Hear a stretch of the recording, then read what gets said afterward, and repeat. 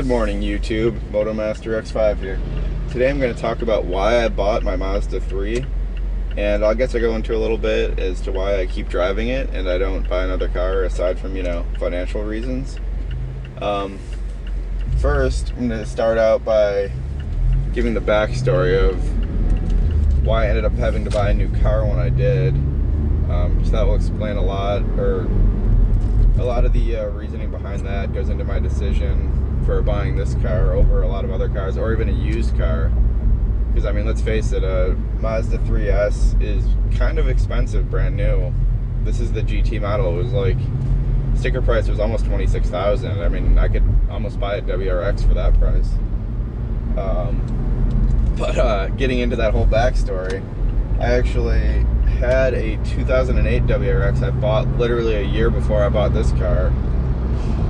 And the thing had so many issues. First off, when I bought it, I had to bring it back to the dealership like 3 or 4 times. They'd have it for like a few days to a week at a time. Yes, I know, thank you.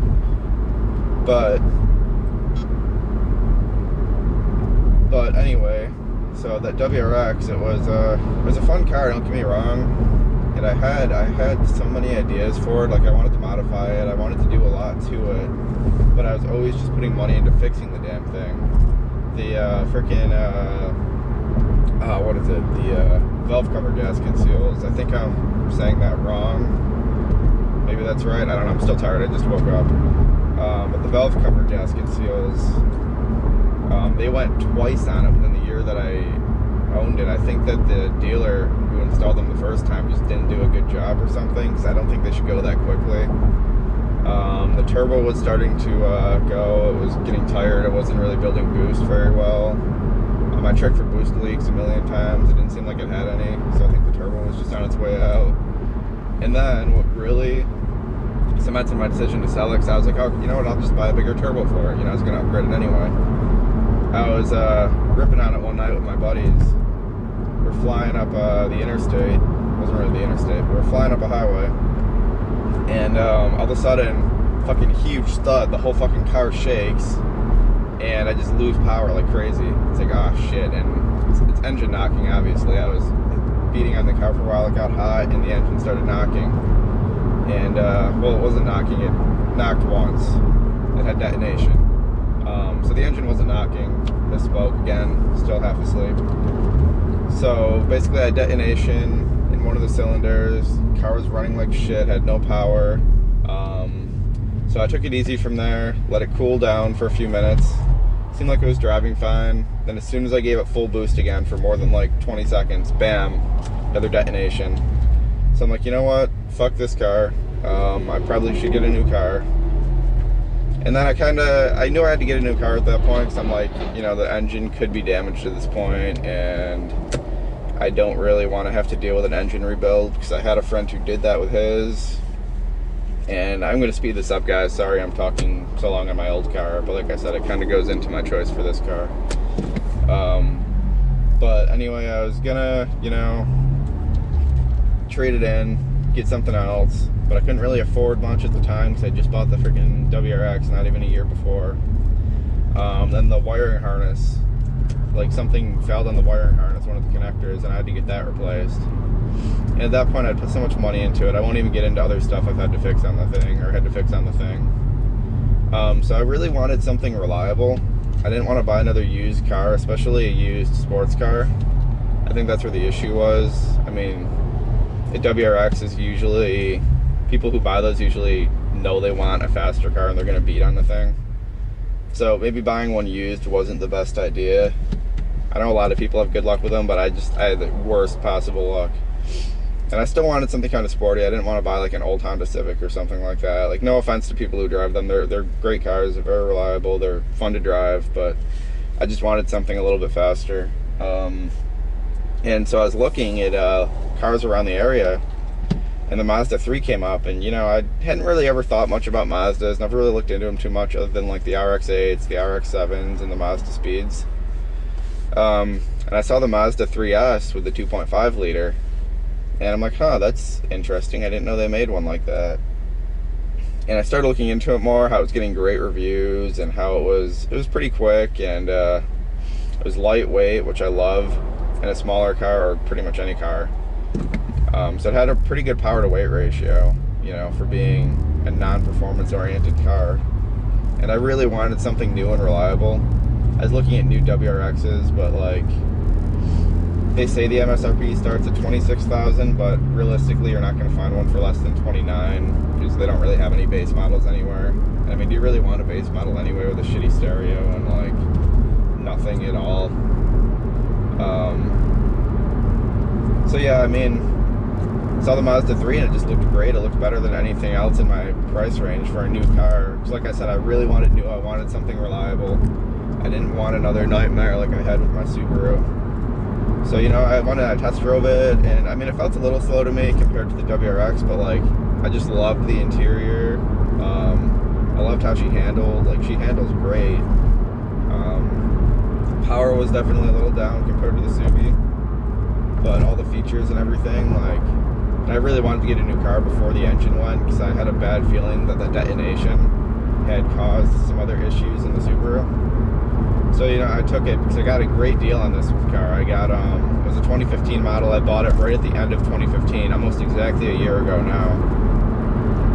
And I got like $2,500 off. Plus they gave me like $11,000 for the trade-in on the Subaru, which is pretty crazy considering the other dealerships I brought it to were only offering me like 7 or 8, including a Subaru dealership, because I did think about trading it in for a WRX, a newer one. And they offered me like $7,000, which I couldn't take, so I just paid $15,000 for it like the year before, plus all the freaking crap I put into it. So I mean, this car just, it really stood out to me as being a good new car in my price range. I mean, honestly, I did kind of settle on it. If I could have afforded a different car, I probably would have got like a Golf R, or, you know, something more performance oriented. But I think to any degree, we all settled on a car. No one goes and buys like a Toyota Camry and goes, this is the car I want. Even if I had $1 million, I would buy this car. No, most people would want like a supercar or like a Maserati or a Bentley or something like that. So I mean, even like an STI would be technically settling, because if I had more money, I'd probably buy like a Koenigsegg Agera or something like that. You know what I mean? So any car is kind of, you have to settle between what you're willing to pay, what you can pay, the performance you want, the comforts you want. So yeah, the Mazda 3 just stood out to me as being perfect for my price range. So that's why I purchased it originally. I just wanted something reliable, decently quick I could have fun with, and comfortable to drive on a daily basis. But the reason why I'm still keeping it, aside from financial reasons, I mean, I could afford a new car, but like, it'd still be tight, and it's like, why bother when I love this car? It's fast enough to have plenty of fun with. I mean, yeah, I'd love something quicker, but it gets me in trouble still. And haven't had any issues with it in the year I've owned it. So yeah, she's been reliable for the first year, which I would expect, but you know, some cars out there aren't necessarily reliable off the lot. So she's been good in that regard. And that's pretty much it. I also just love the styling of this car too. Like, it looks really sharp in my opinion. Like, I love everything about this car for, you know, what it is. Being like a good daily driver that's still fun to drive. And it's also, it's great on gas too. That was the other thing. This thing is crazy on gas for having a 2.5 liter, 184 horsepower. Like, I mean, on the highway, if I actually baby, I can easily get like the rated 37 mpgs. I could actually get like 39 if I really baby it and shift early and, you know, don't speed much. But, you know, I'm not gonna worry about an extra few miles to the gallon to drive like a grandma and have no fun at all. So I remember when I got the car during the break-in period, when I was babying it, I was averaging, I think, like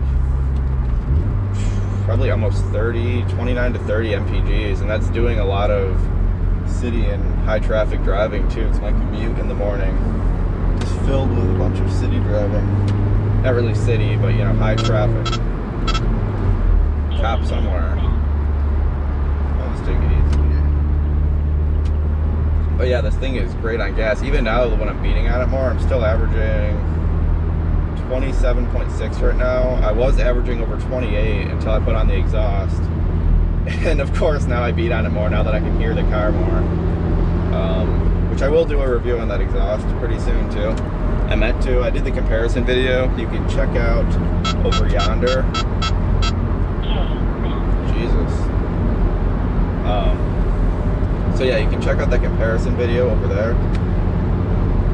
But I will do a review on it, like a formal review. I just haven't gotten around to it. I've been kind of lazy, and then last weekend I hurt my back, and it's kind of miserable like that for a few days. Back's just finally feeling almost 100% right now. So I'm gonna get back on the video making bandwagon. And yeah, so anyway, YouTube, you have a nice day. I hope you enjoyed the video.